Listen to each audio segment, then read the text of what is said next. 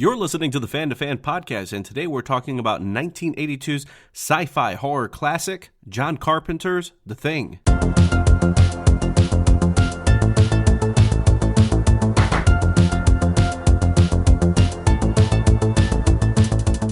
Welcome to the Fan to Fan podcast. This is your host, Bernie Gonzalez, and I am here with friend, fan, and fellow podcaster, Pete Charbonneau. Pete, how's it going? Bernie, fantastic. Thank you again so much for having me on the Fan to Fan podcast. It is a thrill, as always, to be here. Well, I am thrilled that you're here, Pete. You've been gracious enough to join me on a few fan conversations where we've talked about very recently some legends of special effects, practical special effects. We've talked about very legendary special effects moments in movies. We've talked about Big Trouble in Little China, Aliens. I feel like we've had some very good discussions in the past. Yes, and I think it's been well established by anyone that might have caught any of the previous podcasts that we are really brothers from another mother, because we tend to be right on the same wavelength with the things that we like and our memories and our upbringing. So again, it's a pleasure to talk to you once again about another film from our childhood that has a warm and fuzzy spot in our hearts. Wholeheartedly agree. That is something that has come up, I think, in every single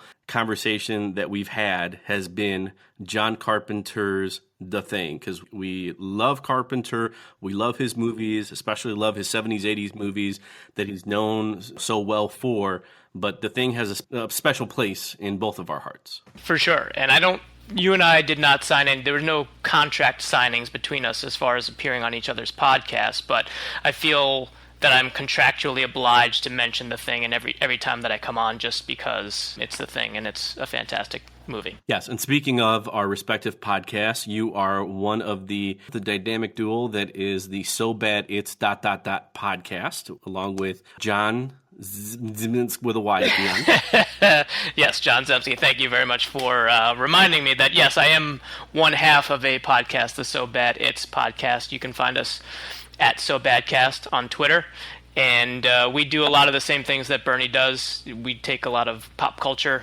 moments, TV, games, video games, upbringing. It's pretty irreverent, and we have fun with it, and if you want to give it a listen, hopefully you'll have fun with it too. And recently you guys were kind enough or foolish enough, depending on who you listen to invite me to record an episode talking about the Incredible Hulk TV series and reminiscing about the Bill Bixby, Lou Ferrigno series and trying to figure out if it's as good or as bad as we remember it to be. That's very true, and I think maybe the highlight for me of that episode was our just on-the-spot brainstorming, coming up with Lou and the Bix, our buddy TV show with Lou Ferrigno in the sidecar and Bill Bixby riding a motorcycle down the street and getting into various hijinks and tomfoolery.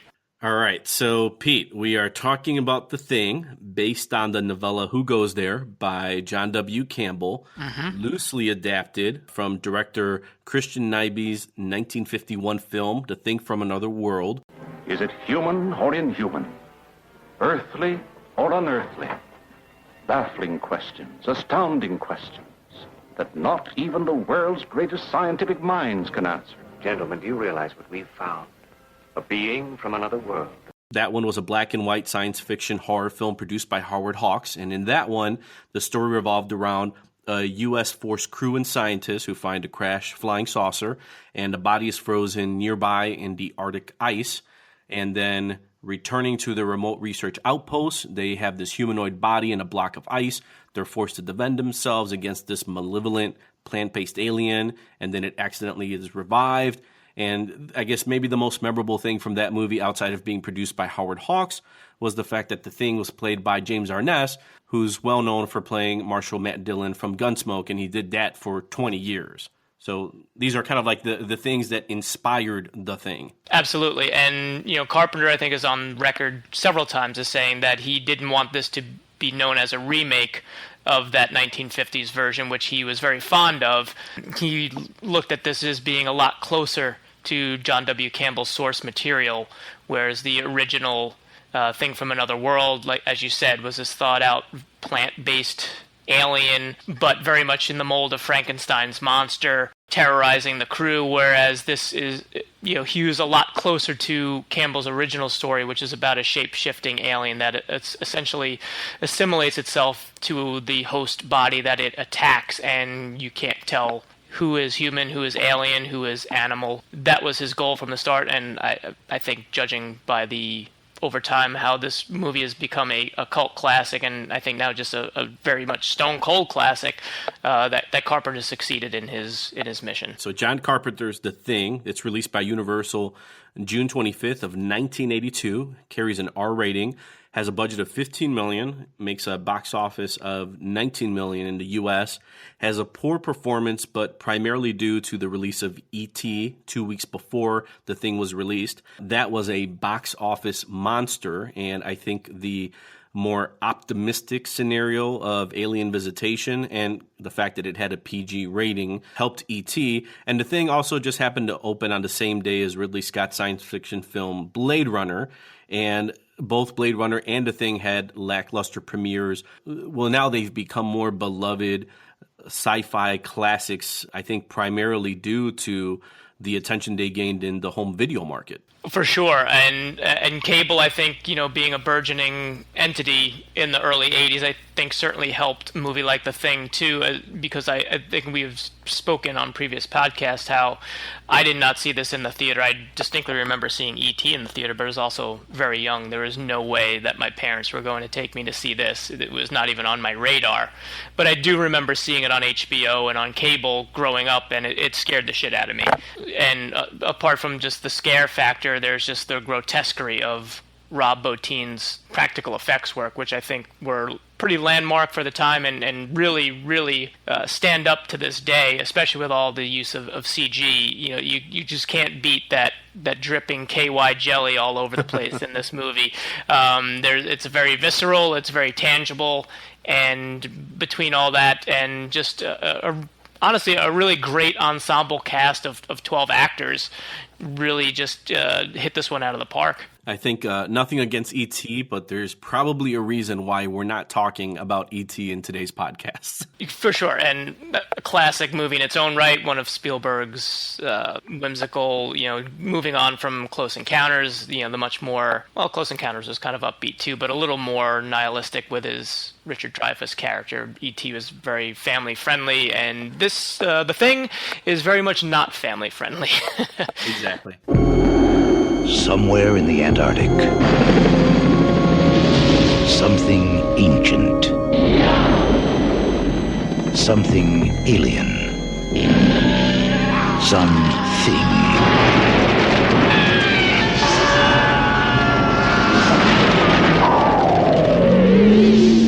John Carpenter's The Thing.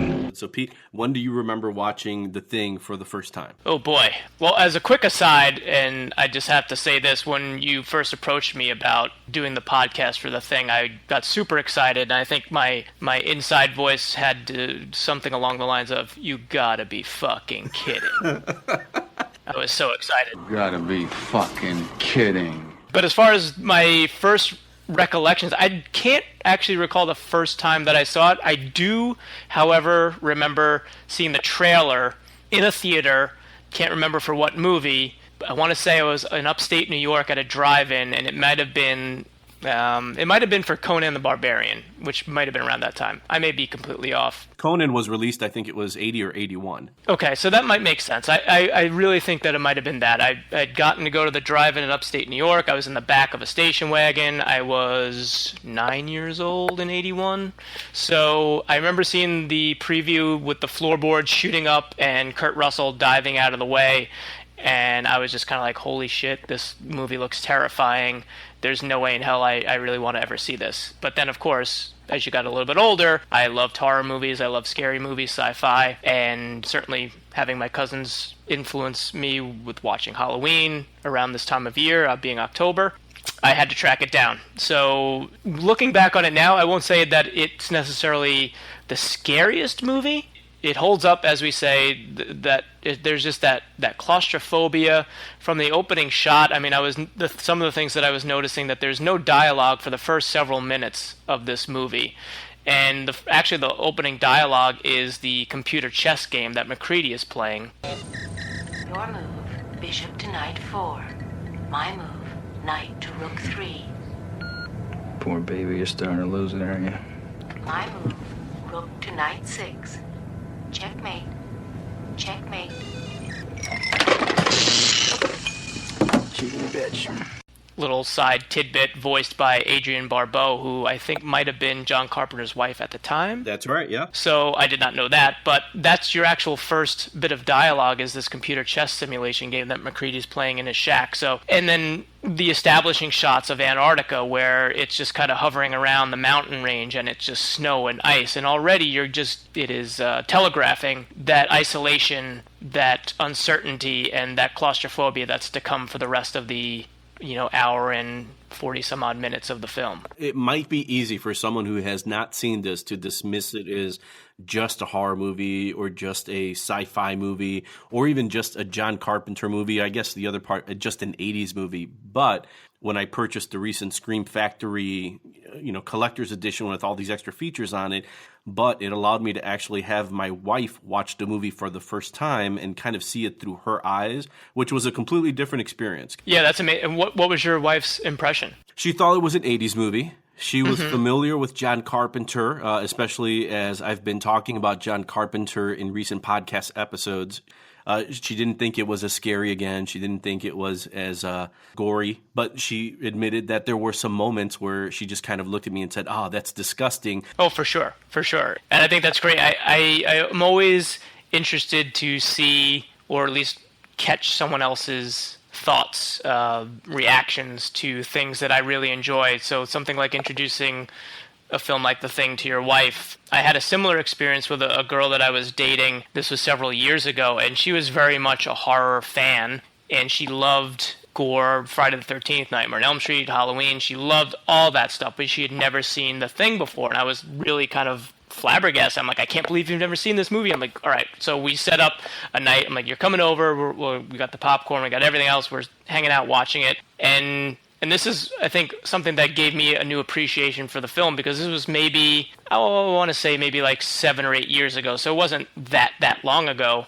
She couldn't get through it. She was, the effects were so disturbing to her. She's like, you have to turn it off. I can't keep watching this. And I was kind of surprised. I'm like, wow. I'm like, I can't believe it. She's like, no, it's like, this is freaking me out.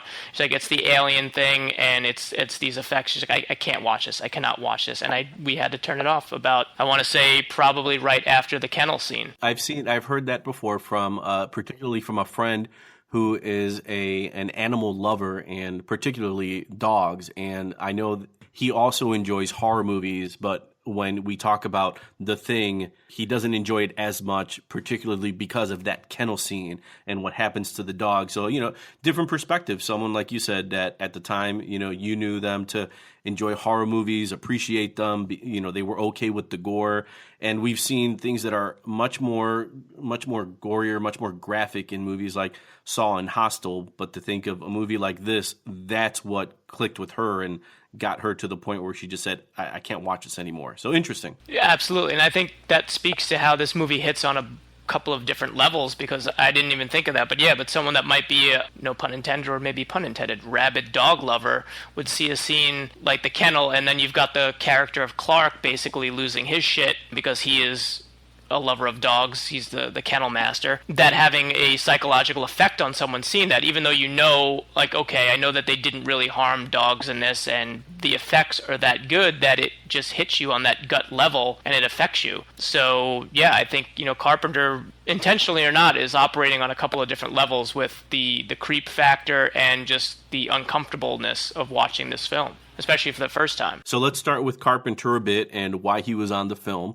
So there were a number of early drafts for the film that were written by Tobe Hooper and Kim Henkel, who were actually the co-creators of the Texas Chainsaw Massacre. Final screenplay was written in 1981 by Bill Lancaster, who happens to be the son of Burt Lancaster. The producer's first choice for director was John Carpenter. This, however, was rejected by Universal because they had Tobe Hooper under contract. So Hooper submits 2 screenplay drafts. Neither of them were liked But in the meantime, in the background, you've got Ridley Scott's Alien in 1979, and then you have John Carpenter's Halloween in 78 that had come out, were monster hits. So Universal says, you know what, let's reconsider this. Let's hire Carpenter. So they bring in John Carpenter. So prior to that, he'd released Escape from New York in July of 81.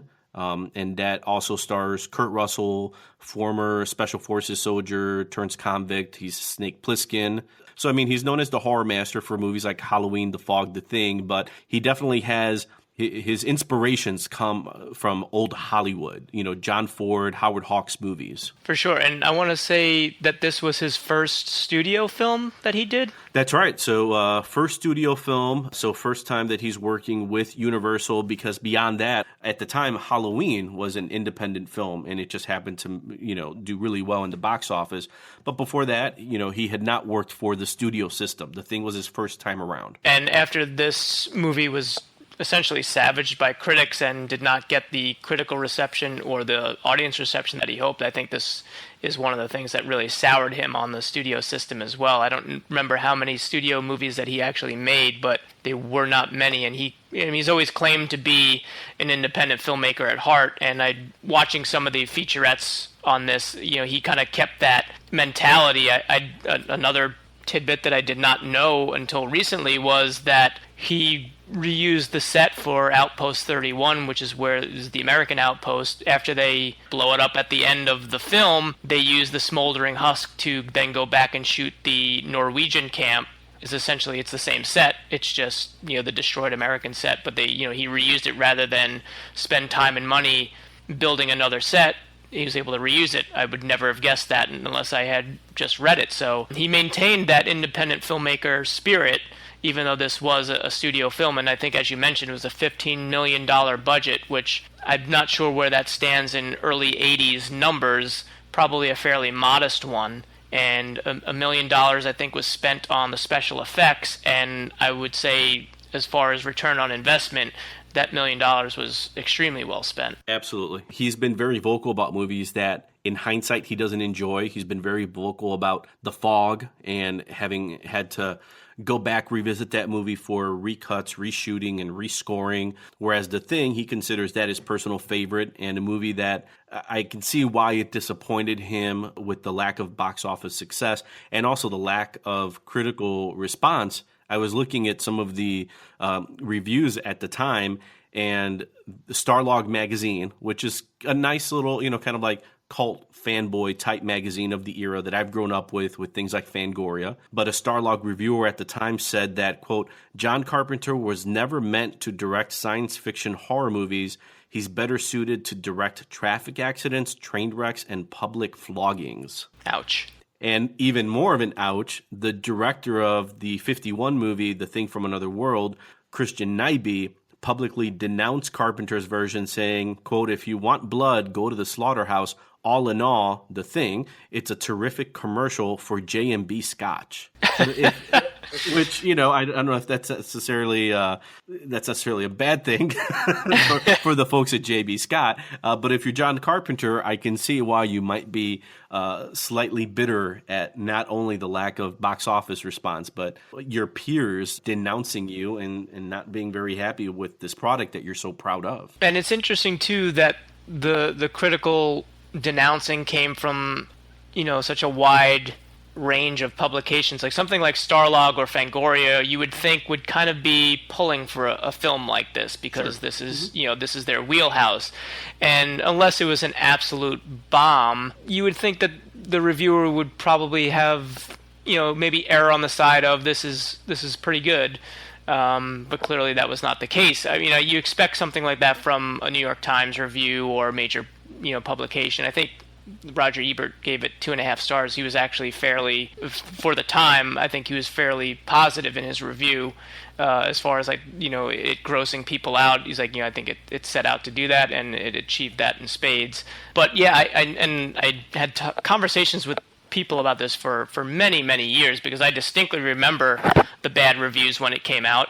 I distinctly remember it not making any money at the box office and, you know, loving it. My cousin, who he and I spent countless hours renting horror movies, good, bad, indifferent. We both loved it, and we were just at a loss as to how this movie just did not get the acclaim that it did. And then at some point, like you said, through the advent of cable and VCR rentals, VHS rentals and word of mouth, and it just has gained and gained as the years have gone on, this status that it just never was afforded when it was released. And it's one of those things that I think Carpenter may have said this as well. It found its audience. It just found its audience a few decades past when it was released. And that's kind of been an unfortunate theme with John Carpenter films, where it's taken time. In hindsight, they've become cult classics. But unfortunately for Carpenter, throughout the 80s and 90s and in the early aughts,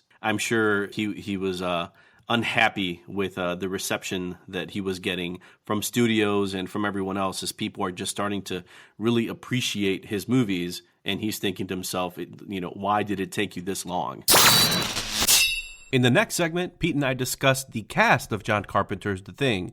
But in the meantime, remember, you can find the Fan to Fan podcast at www.fanpodcast.com.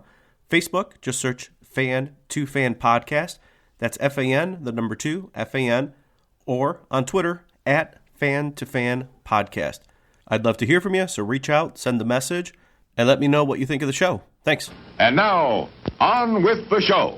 So let's talk about some of the things about the movie that really work, and I think we should start with the cast. Yeah, again, a cast, for those of you that may have not seen this movie or coming to it later in life, a lot of familiar faces, a lot of solid character actors in this movie that you've seen in several other places. I definitely remember people like Richard Dysart, and T.K. Carter was in a bunch of like goofy 80s screwball comedies, and seen them on TV shows and things of that nature, all assembled here as part of a 12-man outpost team in Antarctica.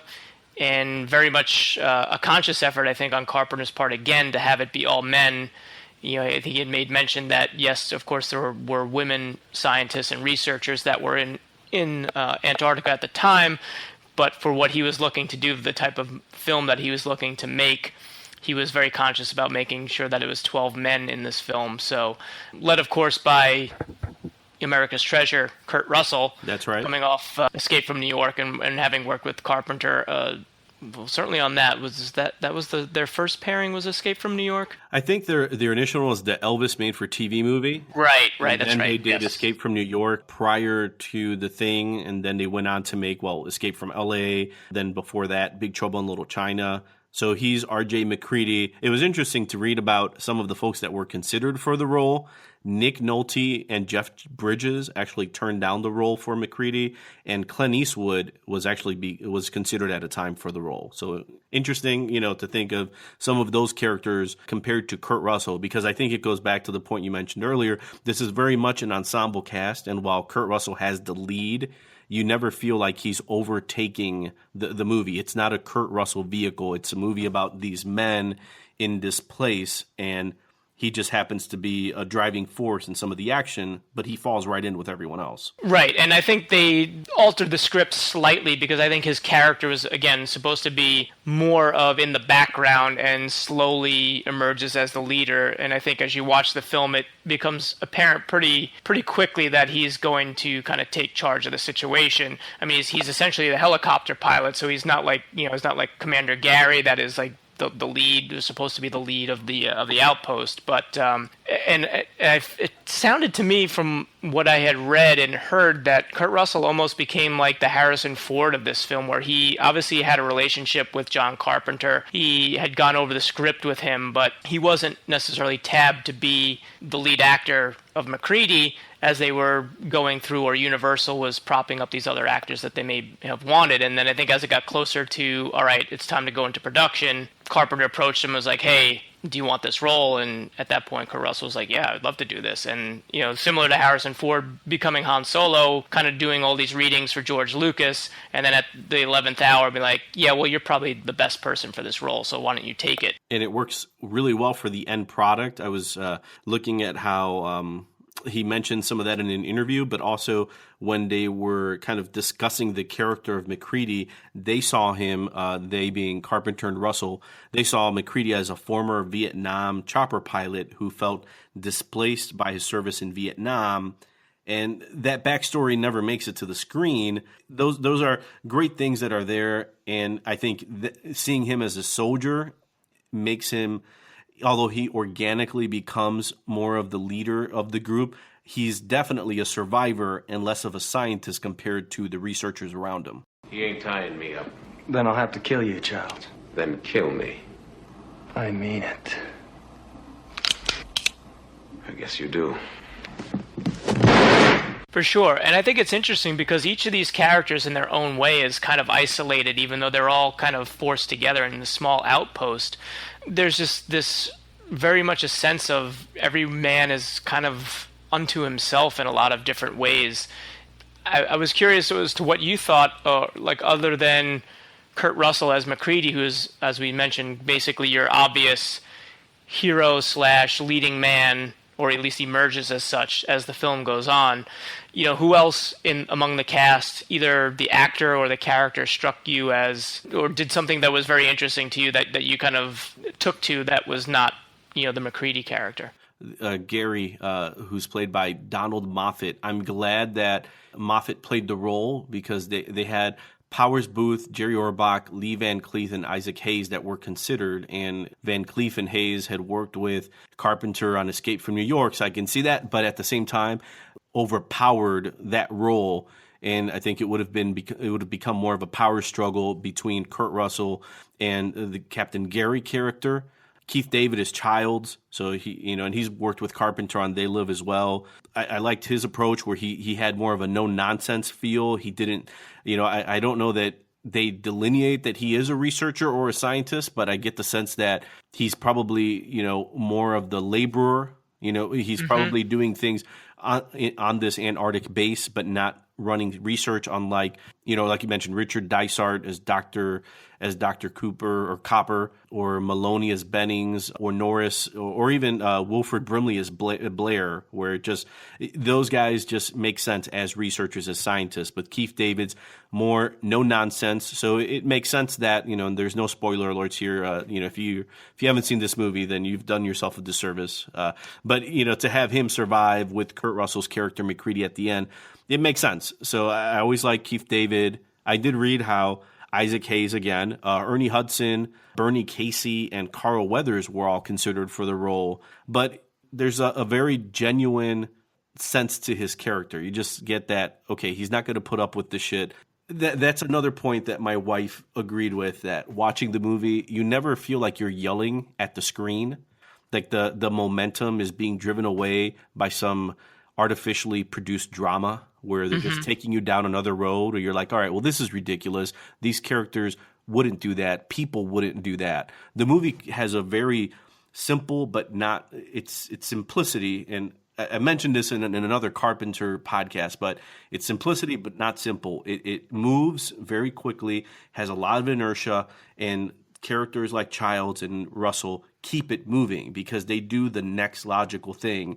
And it may be scary, it may be grotesque, but they're doing the things that I feel are completely logical in this environment. So those characters keep things moving, and they don't distract where, if you had someone like Lee Van Cleef or Isaac Hayes or Ernie Hudson, I feel like some of those people would become more about them instead of being a part of this ensemble cast. Yeah, for sure. There are definitely certain faces, and certainly at that time, someone like Lee Van Cleef would have taken you out a little bit of the movie. And I think, again, that was Carpenter's intent. He wanted faces that were kind of familiar because he wanted good actors, but he didn't want anyone that was going to distract you from this group of men that are trying to essentially eventually survive together without knowing who might be human and who might not. And I'm glad that you brought up Captain Gary as well, because another thing that just struck me as seeing his character and his interactions with the rest of the cast and with the rest of the characters at the beginning, while everyone is kind of getting along, they're playing ping pong, they're playing video games, they're watching, Let's Make a Deal on the VCR together. There's a couple of scenes with Gary that you can tell that there's a little bit of tension there. Like, he doesn't quite command the respect of everyone there. They respect his rank, of course, and there's nothing overtly hostile going on. But again, it's these little clues when you've seen the film a few times that you go back and see. It's the little seeds that are planted of the distrust that comes along later when they realize what they're up against with this, alien creature that may be one of the kennel dogs and may be one or more of their compatriots. And so as the claustrophobia sets in, as the isolation sets in, as the distrust sets in, I think it's those little things that Carpenter establishes early on that really come back to pay off later. And again, with 12 men on screen, a lot of times there's a lot of scenes that are set up where you've got 7, 8, 9 guys in the shot at one time. Either they're looking at some grotesque, half-burned something on the operating table, or they're studying something. So just from a framing standpoint, it had to be difficult. But then also to make sure that each character had something that you could identify with, or at least gave them something rather than they're just a number waiting to be killed or, something to happen to. I think for all intents and purposes, they did a pretty good job of giving everyone a little something to cling to that you can identify with, and so that you knew these characters even if you didn't get to learn a whole lot about these characters through the course of the film. Talking about it now, it would have been really interesting if they had cast Clint Eastwood in the MacReady character, Lee Van Cleef in the Captain Gary character, and with Ennio Morricone doing the music. It would have been kind of like this unofficial, another installment of the Dollars trilogy, except John Carpenter directing the Western that old Hollywood Westerns like Rio Bravo, Stagecoach, The Searchers, those movies were inspirations for him. So this would have been maybe the closest to have some of those icons, not only on the screen, but in music, but, with an alien that can take the form of anyone else. Sure. Yeah, just that slight change. That's right. Otherwise, just your typical spaghetti Western. Exactly, yes. So speaking of the music, it's primarily an electronic synthesizer score that's very similar in style and the atmosphere to what Carpenter's previous scores have been, except in this one he has Ennio Morricone, and Carpenter asked him to score The Thing because he was a fan of his music, and makes sense, he's a terrific composer. And Carpenter had actually played Morricone's music at his wedding. So I think that gives you an idea for what Carpenter's wedding must have been like. Carpenter did score a few pieces of music with Alan Holworth, and they've worked together before, and those were used in the final film as well. So any thoughts on the music, Pete? Well, that plotting Morricone score is very memorable, certainly up there as far as a Carpenter film, maybe not as instantly recognizable as the Halloween theme, but again, I think it suits the film perfectly. It's just like this plodding, heavily icy synthesizer. It just, to me, it fits perfectly with the film. It's fantastic. Very simple but textured driving bass where it's like doo-doon, doo-doon, and then it slowly adds other layers to it. So I wanted to go back to a thing that you mentioned earlier with some of the scenes where you have 6, 7 people on there, and I think it only works because of the amazing cinematography for the movie. Carpenter uses the scope aspect ratio. It's much more longer, rectangular, shorter on the top to bottom, but it's perfect for these big sprawling landscapes, just like you mentioned in the beginning, that very visual introduction as we watch the dog, see the helicopter move into the shot, introduce the Antarctic base. All of that works so well. But then when you have those moments where everyone is on the screen, in a lab, in the base, in the commissary type room, it doesn't feel like the screen is squeezed. And I think, that you give credit for Carpenter to have the perspective to bring in the widescreen ratio. I mean, it was popular in the 50s, again, movies that he would have grown up with, Bad Day at Bad Rock or The Robe or Forbidden Planet, even Lady and the Tramp, the Disney movie from 55 used it. But that's that whole CinemaScope thing that we see in those old movies that was invented in the 40s to really compete with TV, because people were not going to the movies because, well, they had a TV in their house. But when you see these big movies like Silk Stockings and everything, it's like, wow, this is amazing. So great extrapolation for Carpenter to use it in The Thing, and then he has a terrific cinematographer in Dean Cundey, and they've worked together on a few different movies as well. And what I like about that widescreen is, I think, it suits the movie in a couple of ways. Like you mentioned, those panoramic vistas of the desolate Antarctic landscape, it works perfectly. The wide shots of the American base as the Norwegian helicopter is circling it as they're trying to track down the Husky that has escaped from the Norwegian base. Again, it gives you that scope of what's going on. And then I think on a little bit of a subtler level, you're dealing with something, again, like you're trying to figure out who is who in this movie along with the characters on screen. And I think that wide aspect ratio kind of gives you, Carpenter's almost like inviting you to take a look at what's on the periphery. Maybe something's happening there, maybe not, but it's just that it's kind of keeping your eye moving to be like, all right, what am I going to see out of the corner? What's going to be on the edge of the screen here? Goes perfectly with the title, the Who Goes There, the original novella from Campbell. Mm-hmm. Kind of like, all right, you were watching something here in the foreground. I'm supposed to pay attention to it, but he's letting you know, like you said, in the periphery, something may be happening, and you're watching this horror sci-fi version of a whodunit, so you really need to pay attention to the people on screen, and I'm giving you a bigger screen to pay attention to. Mm-hmm. And again, I think it's a subtle little thing that is just a really nice touch that, again, on first glance, you might not notice it, but when you stop and think about it, Carpenter's working on a couple of different levels here. Obviously, he's trying to scare you. He's trying to gross you out to a certain extent. But there's some psychology going on there, too. And Dean Cundey, no chop liver, Carpenter works on some memorable films, but Dean Cundey has worked on quite a few himself. Not only did he work with Carpenter on The Fog, Escape from New York, Big Trouble in Little China, but Dean Cundey also worked on the Back to the Future trilogy, Apollo 13, Jurassic Park, and, of course, the classic Roadhouse. Swayze's finest. So let's talk about special effects here, Pete. There are some amazing special effects by Rob Bottin, who was 22 years old at the time. So he worked on The Howling, worked with John Carpenter on The Fog, but he did work on Total Recall and RoboCop. And then we also have the creature effects for the dog/thing that were created by Stan Winston. Two people that we discussed in, recent episode where we talked about special effects legends not too long ago on the Fan to Fan podcast. It's funny how that happens, Bernie. I think your viewers should maybe check that podcast out. I think they should. But it's great special effects in the movie. Rob Bottin, Stan Winston, kudos to them.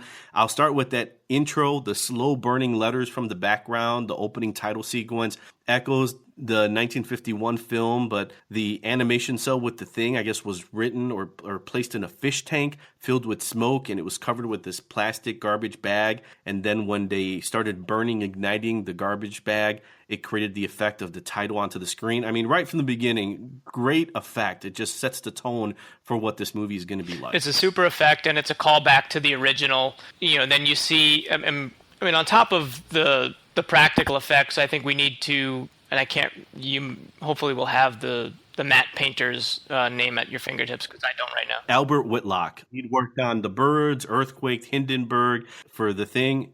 Amazing work with his matte painting. Absolutely. And even from the get-go, you've got that shot of the Earth from outer space, and you've got this wobbly spacecraft kind of coming into camera frame and slowly burning up as it hits the atmosphere. I mean, right off the bat, Carpenter is telling you there's not going to be any guesswork as to what's going on here. Yes, this is an alien spaceship, and you've got the matte painting of the Earth, you've got the matte painting of the Antarctic landscape. So well done, but clearly this movie belongs, as far as special effects go, to Rob Bottin, and hats off to this guy at 22 to accomplish what he did. He was hospitalized during the making of this film, which may or may not have contributed to his asking Stan Winston to come in to shoot that dog kennel scene.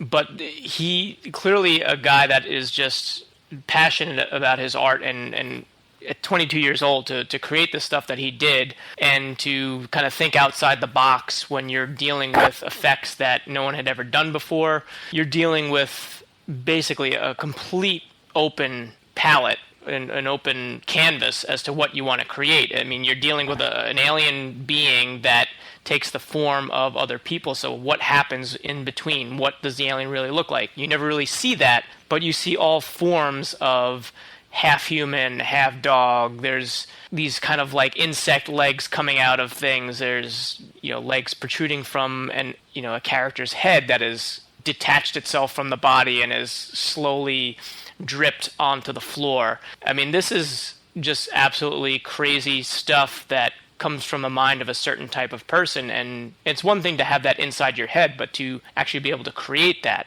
and have that look realistic on screen. And here we are 34 years later, and it still holds up. I mean, I think that is an incredible work of genius right there. And we're talking about the director of Halloween. And if you revisit that movie or you've watched it recently, it's a movie that does not feature a ton of gore. We remember it to be bloodier than it actually was. And The Thing does not have as much gore as you would imagine, but Carpenter was also competing with Scanners, which was a David Cronenberg movie that was released at the time. And Cronenberg, I mean, he's known for his body horror imagery, so that the idea of showcasing like organ, sinews, blood, and that comes across, I think, in the Carpenter film, where either he'd seen Scanners or his crew or producers had seen Scanners and thought, okay, well, let's bump up some of the more graphic aspects, and you have the head splitting open, the stomach claw scene. Wheel a defibrillator over here. Put some beats on those paddles. Clear! Clear! Clear.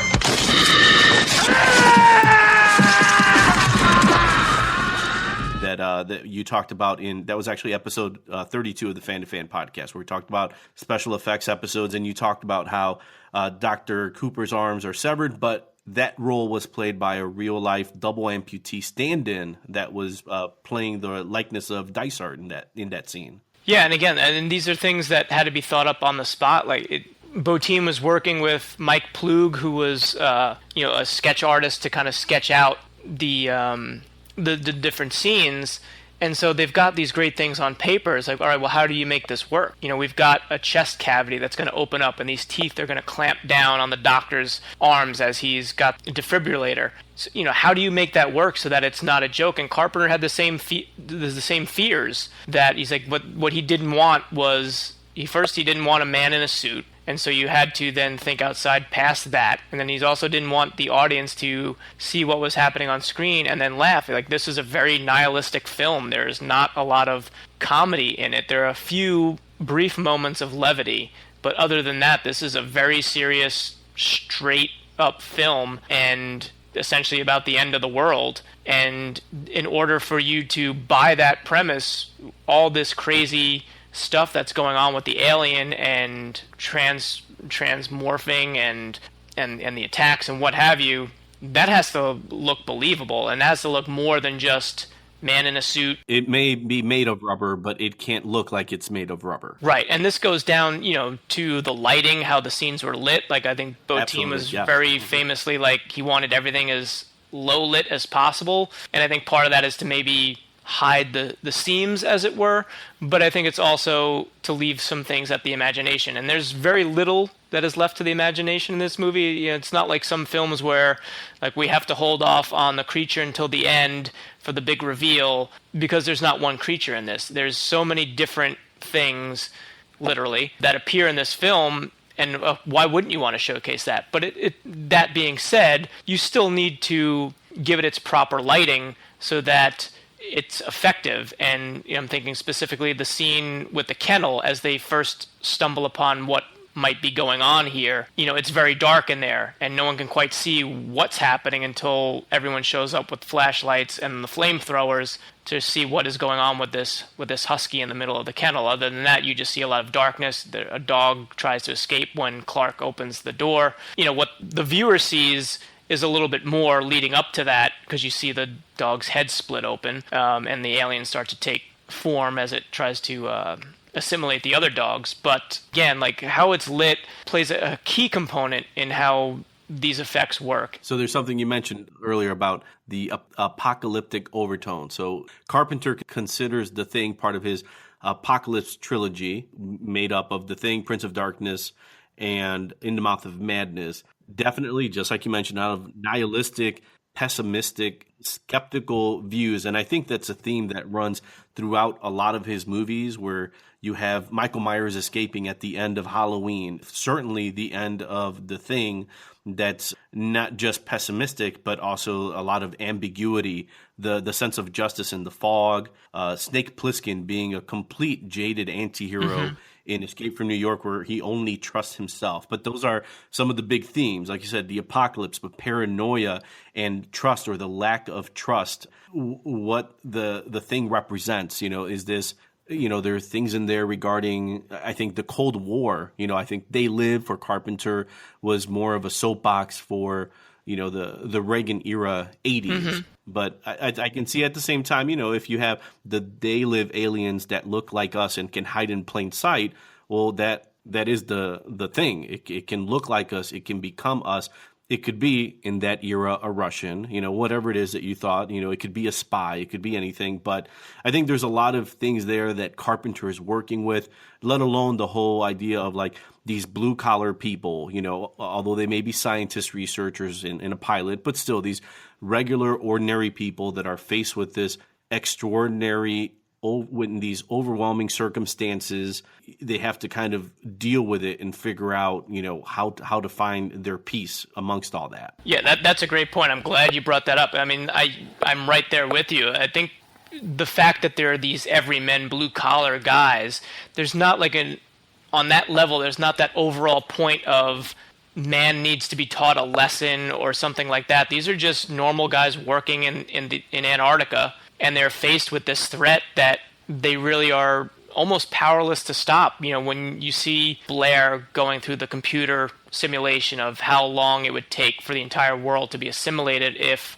the Thing reaches a population zone, and it's however many thousands of hours, but it's like, all right, this is it. This is the end. How do you stop this? And it's up to these men. And it's not a case of they've been messing with things or messing with forces of nature that they shouldn't have been. There's none of this like teaching man a lesson. It's just, no, this is what it is. There's an alien entity here, and it's going to take over the planet. And it's not about teaching you a lesson. That's just what's going to happen. And I think that's where some of that nihilism sets in, and there's not necessarily a lesson to be learned there. I think, again, on that level, makes it a wildly effective film. And in that documentary we were talking about before, Terror Takes Shape. So it's on the DVD, it's on the Blu-ray, feature-length documentary about The Thing. Film editor Todd Ramsey, he talks about how he made the suggestion during the production of The Thing to Carpenter to film a happy ending for the film, and really more for like protective reasons, just to be sure, and while they had the cast available. So Carpenter agrees, shoots a scene where MacReady has been rescued. They administer a blood test, proves that he's still human, so then that way we as the audience know it's okay, it was Childs, it wasn't MacReady, we're okay now. But then the editor Ramsey follows by saying that the Carpenter didn't use the sequence in either the theatrical release or then the subsequent TV release, but that alternate ending with MacReady definitively proven to be the human was never released. And I think that's great. And that also serves to Carpenter's points. There aren't happy endings, but he's not hitting you over the head with it. It's just like, this is the way it is, and I'm just showing you this, but I'm not going to tie things up in a nice little knot for you. Sure, and I also go back to when I watched it as a kid, and there's just so many moments in this movie that are just kind of like kick-ass and cool. It's Kurt Russell with a stick of dynamite when the alien's moaning at him. He's like, yeah, fuck you too, and throws a dynamite at it and blows it up. I mean, when you're a kid, you're not getting all this other heavy next level things. You just want to be entertained. And I remember just things like that just drew me in. It was the helicopter trip to the Norwegian base, and as MacReady and Copper are going through what's going through my head of like, what could have possibly happened here, and why is this guy's throat cut and the blood is coming out of his wrist and it's all frozen mid-drip, and he teases you with bits of information until you kind of realize what's going on, and something bad is happening. I mean, it's set up pretty well. Certainly once the dog arrives, there are like these lingering shots of the dog kind of moving around the camp, and you're like, oh, well, something's not right here. But it's the little teases that he gives you that as a kid, I just remember my imagination exploding. I mean, like, this is awesome, and I would make up things in my own head about what happened to that camp, and we'll probably discuss in a little bit the prequel that was made a couple of years ago that basically tells you what happened. I know you gentlemen have been through a lot. And when you find the time, I'd rather not spend the rest of this winter tied to this fucking couch! In just a few seconds, Pete and I conclude our conversation by discussing how The Thing has grown beyond the 1982 movie into comics, novelizations, video games, and more. In the meantime, if you are listening on iTunes, please take a moment to rate and review. Just search for the Fan to Fan podcast, go under reviews, enter a star rating, or write a review if you have a second or two, and click send. That's how easy it is. I will greatly appreciate it. Thanks. All right, so the 1982 version of The Thing had a life beyond the film. It had a novelization, some comics, a movie prequel. There has been talk of sequels, and there was a video game. So we'll start with the novelization of the film. It was based on the second draft of the screenplay. Novelization was published in 1982, was written by Alan Dean Foster, who's written quite a few novelizations for Star Wars, Star Trek, Alien Nation, Last Starfighter. From what I read, I have not read it, but the novelization is true to the film, has some minor differences. Windows' character is named Sanders, and there's a scene where Benning's child and McCready chase after some infected dogs that have escaped into this Antarctic kind of like wasteland. But Pete, have you heard or read the novelization for The Thing? I did read the novelization back probably around the time shortly after the film was released, so I want to say like 83 or 84. I did get the novelization out of my local library, and I enjoyed it. And there are a couple of differences that I do remember. The chase onto the ice, I think they use snowmobiles to try and chase down the dogs that escaped from the kennel. So that's like a big scene, and I want to say that Carpenter wanted to shoot that, but I think budgetary-wise, that was not going to be possible. So they ditched that. And then the one other thing that I distinctly remember was when Knowles, who's played by T.K. Carter, he's the cook, is killed. In the film, it basically just happens. He just kind of wanders off, and then he dies off screen. You never really see what happens to him. In the book, and again, forgive me if I'm way off because I haven't read this in many, many years, but he's being chased down the hallway by the Thing and is sitting up against a wall, or he's trying to hide in a small little confined space, and when he realizes that he's probably not going to escape, I think he takes a toothpick, which I want to say you see him in the film with a toothpick, or at least in the book he was having, and he basically shoves it into his neck and kills himself. And that, for whatever reason, like really stuck out to me while I was reading the novelization. During, is it in that Terror Take Shape documentary, there's a part where they show what seems to be a rig where there's a shovel or something in his chest, or it seems like he's been killed, but then they kind of rework the fact that Carpenter didn't think that the alien was homicidal so much as trying to survive. So the novelization ending for Knowles makes more sense. Instead of being assimilated by the Thing, he would rather commit suicide because he knows that the end product is that he's going to die, but he'd rather die this way. Yes, and I think the impaling thing was with Fuchs, who's another one that you don't really see what happens to him. You find his charred remains, but it's left open as to whether the Thing did that to him or if he did that to himself and killed himself, which again, like to what you just spoke about, with the Thing's basic intention is to survive, not really being a homicidal creature, it would lead you to believe that he probably killed himself. But I kind of like it. I know that there's a lot of chatter. Outpost31.com is a great resource if you want to learn anything more about this film and the subsequent, what we're about to talk to with the prequel and comic books and novelizations. I know that there's a robust discussion as to who gets assimilated when, and are McCready and or Childs things at the end, and on all these different things.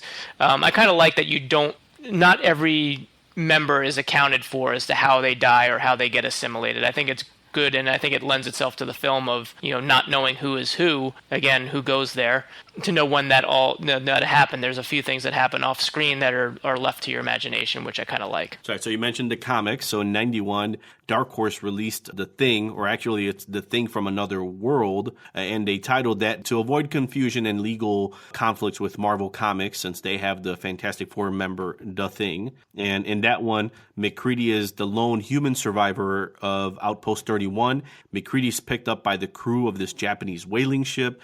He steals their helicopter, returns to the outpost to fully destroy the Thing, but he's stopped by a military unit. One of the military unit's members gets infected, and of course drama ensues. In the continued comics, MacReady returns and he pursues the Thing to New Zealand's Stewart Island to try to get rid of it. So it continues to play with the fact that MacReady is essentially the hero of this story, and he's on this now lifelong journey dedicated to getting rid of the Thing. In January 2010, Clarkesworld magazine published The Things, and it's a short story by Peter Watts, which retells the film, but from the aliens' point of view. Paints it in a much more sympathetic light, and it's more frightened, saddened by the reaction of humans that want to attack it. Just reminds me of different, like in Beowulf, we've had one work where they did it from the Grendel's perspective. Mm-hmm. So I thought it was kind of neat to see that, okay, well, someone took the perspective of the Thing, and in that one, the humans are the aggressors. The Thing is simply doing what it does. It's surviving. Yeah, and I just love that there's that kind of enthusiasm among the fan base to give this film life beyond just what you've seen on the screen. I haven't followed too closely. I mean, I did not read any of the comics. I think, just the fact that, like with anything else, whether it's Star Trek, Star Wars, what have you, I mean, fan fiction, whatever you want it to be, the fact that people's imaginations have been inspired by this movie to want to, fill in some of those holes or to figure out what may else have happened. Again, you had your prequel, which I don't remember what year that came out, but it was a couple of years ago, also called The Thing, which was a little bit confusing. Well, that one was 2011. 2011. It's true.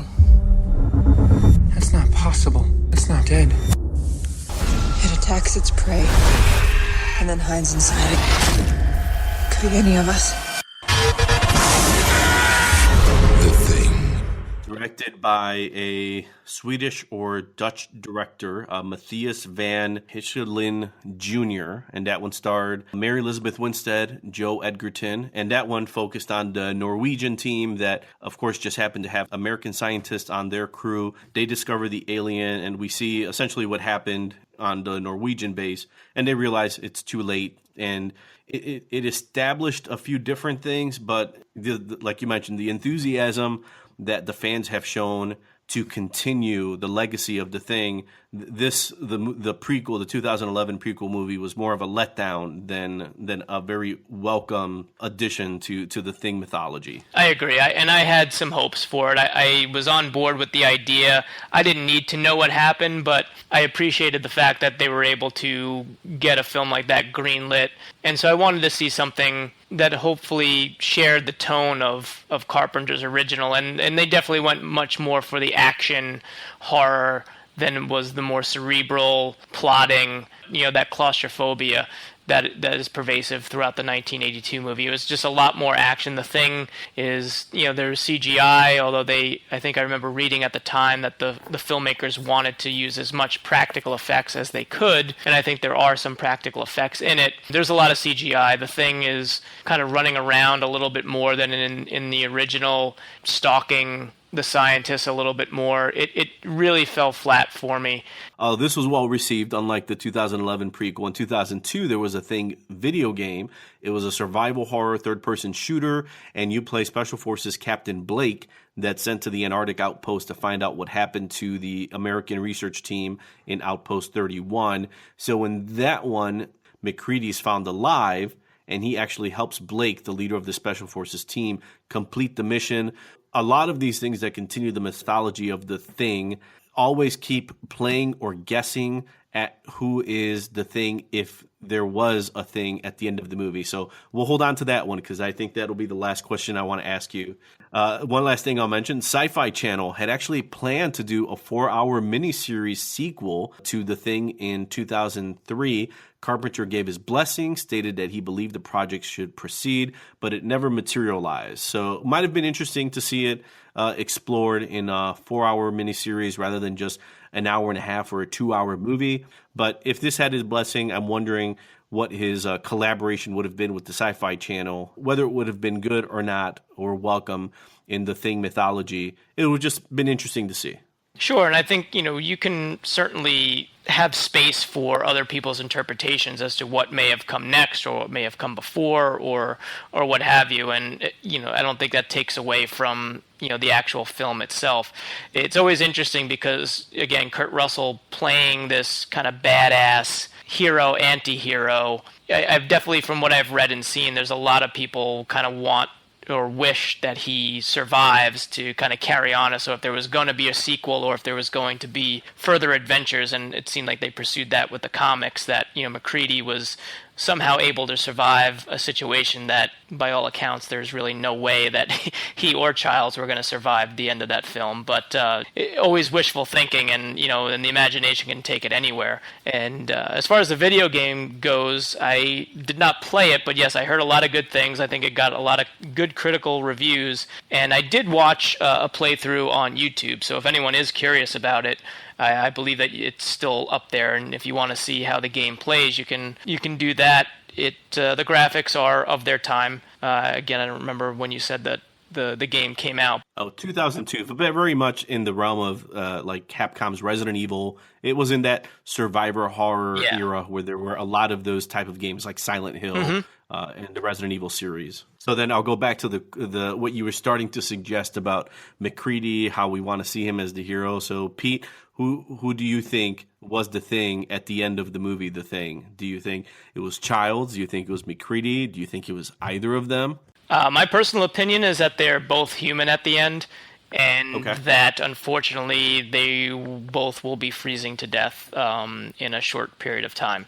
I know that there was that big conspiracy theory going on for a while that Childs had to be the Thing because when you watch the film, you can't see his breath. You can see MacReady's breath, very visibly. And so people were taking that to be like, oh, he's the Thing or he's a Thing and is going to pounce. But if you do look closely, again, it's just the way that the scene is lit. And one of the last scenes of Childs, I think before MacReady hands him the bottle of scotch, like you can see his breath. And not sure that would have made a difference anyway, because the Thing does assimilate into basically an identical replica of a human being, so you would see its breath anyway, even if it was the alien. So, but I know that was like a big back and forth for a while that people were convinced, and they were like, showing frame by frame what was happening and how this was 100% absolute proof that Child was a Thing. I didn't buy it. My personal belief is that they're both human at the end, and they've saved the day, but have kind of doomed their futures in the process. I would agree. That just seems like a more a true to Carpenter ending. And, you could go back and forth and play it out and say MacReady gives Childs the scotch and he sips it, but we never see him actually give the scotch back to MacReady. And maybe if we saw that scene, maybe MacReady says, I'm not going to drink it because I know you're the Thing, I know I'm not, and I don't want to be infected. Right. That would have been maybe the ultimate clue. But that's the great thing about The Thing, that it lends itself to all these great interpretations and all of these, that it only makes sense that in the end, these two poor guys just freeze to death, but they've done the Herculean task of saving all of humanity. Right, and no one's ever going to know it, but they've done it. They've saved the world. And I also, again, I like that all these little things that just lead that element of doubt and allow you to wonder, because you're not going to get all the answers at the end. And I think, again, it's a great thing that you can have these discussions and argue it back and forth, and there's no right or wrong answer. It's it's what you personally believe, and that's all good. And that's the genius of Carpenter, whether, people are discovering it now, unfortunately not in 82, but it's very much a Carpenter film. If you're meeting someone and they've never seen a John Carpenter film, outside of Halloween, The Thing is probably the next film that you show them, because he has a very specific style. And I was going through it, and he was offered all of these films. He was offered Firestarter, The Golden Child, Fatal Attraction. He was even offered to direct the film Zombieland in 2009.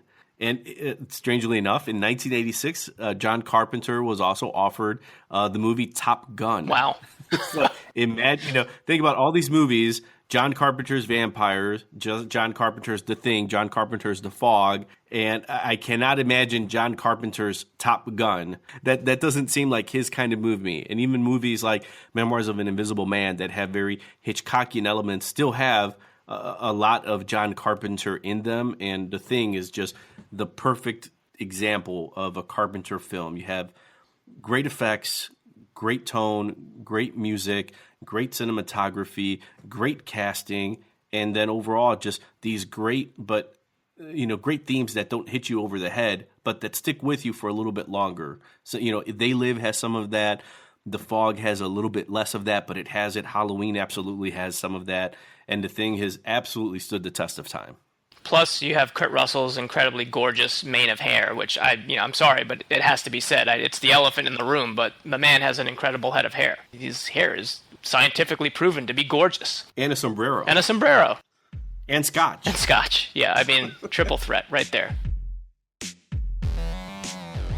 That's it for this episode. Tune in next time for more fan-to-fan conversations on the Fan-to-Fan podcast. Thanks for listening. You're among friends. I've dehypnotized you. Good work. What next?